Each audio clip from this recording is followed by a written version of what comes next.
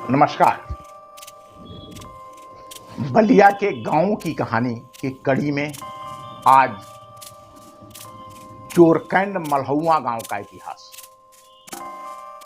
उत्तर प्रदेश के बलिया जिले की बांसडीह तहसील का चोरकंड मलहुआ गांव, ये दोनों संयुक्त गांव है। चोरकंड और मलहुआ दोनों आपस में सटे हुए हैं और इनका नाम भी जब पुकारा जाता है तो चोरकंड मलहुआ कह करके ही पुकारा जाता है।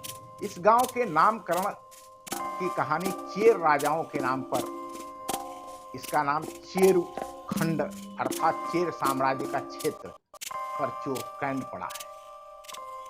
Statistical description and historical account of the north western province volume 13 पृष्ठ संख्या 88 तथा 131 पर वर्णित आलेख के अनुसार चोरकंड मलहुआ का भूभाग चेरुओं के अधीन था।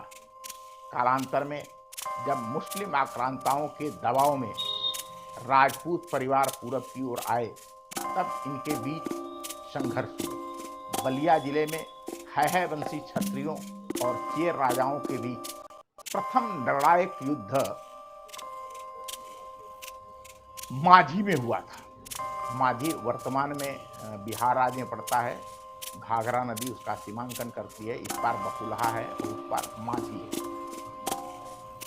तो ये जो संघर्ष हुआ उसके बाद इस युद्ध में चेरों की पराजय हुई और उसके बाद धीरे धीरे चेरों के गढ़ों पर राजपूतों का अधिकार होता गया था। यह गांव चुरहा ताल के उत्तर दिशा में और दहताल मुड़ियारी के पश्चिम दिशा में स्थित है। जल से समृद्ध इस भूभाग पर ज़्यादातर खेती और आखेट करने वाली समुदाय के लोग रहते हैं। यह इनके जीविकोपार्जन से भी जुड़ा हुआ है। यद्यपि ये दोनों जो जल के स्रोत हैं, एक बहेरा नाला बहदुरा मनियर के पास बहदुरा है, वहाँ से एक बहेरा नाला भी निकलता है, लेकिन ये जो दहताल है वह एक बहुत अच्छा जल पर्यटन का केंद्र बन सकता है। जैसे चुरहा ताल भी जल पर्यटन का, इनमें अगर स्टीमर चले, नौकाएं चले तो आगे चल करके यहाँ जल पर्यटन बढ़ सकता है और देश विदेश से लोग इस जल पर्यटन का आनंद लेने के लिए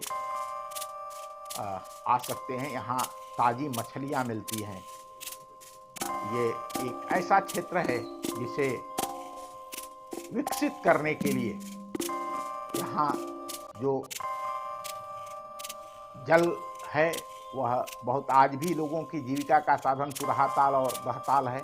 वैसे ही आगे भी अगर इसको विकसित किया जाए तो यह दहताल और चुरहा ताल लोगों के जीविकोपार्जन का साधन बन सकता है और हजारों परिवारों की जीविका चल सकती है। आज भी हमको लगता है लगभग 300-400 से ज़्यादा ऐसे परिवार होंगे इस इलाके में जिनकी जीविका दहताल से और चुरहा से चलती है। तो अगर सरकार इस दिशा में प्रयास करती है तो बहुत अच्छा होगा। धन्यवाद। नमस्कार।